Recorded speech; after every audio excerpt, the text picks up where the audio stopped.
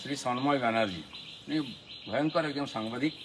তিনি কোনো খবর কাগজ চাকরি করতেন, খবর কাগজ প্যাকিং করতেন। তিনি এখন কারোর কাছ থেকে পয়সা নিয়ে এজেন্ডা বানান। ঠিক আছে, আপনার পেট চালাতে হবে, আপনি চালান। আপনি তো একজন অন্য দাস, আপনি বড় বড় কথা কি বলেন? আপনি যে চ্যানেল চালান না, তার জন্য আমেরিকা থেকে যে টাকা আসে না, যারা পাঠায় তারা আমার বন্ধু।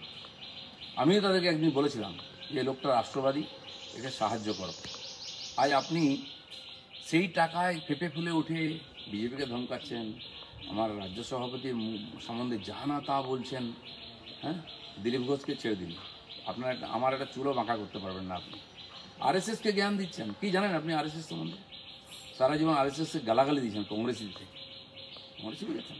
আপনি হয়তো ভুলে গেছেন, আপনি যখন যেদিন আপনাকে মমতার পুলিশ তুলে নিয়ে গিয়ে উল্টো করে টাঙিয়ে নেংটো করে পিটিয়েছিল, ছেড়ে দেওয়ার পরে মিডিয়ার সামনে ভো ভো করে কেঁদেছিলেন।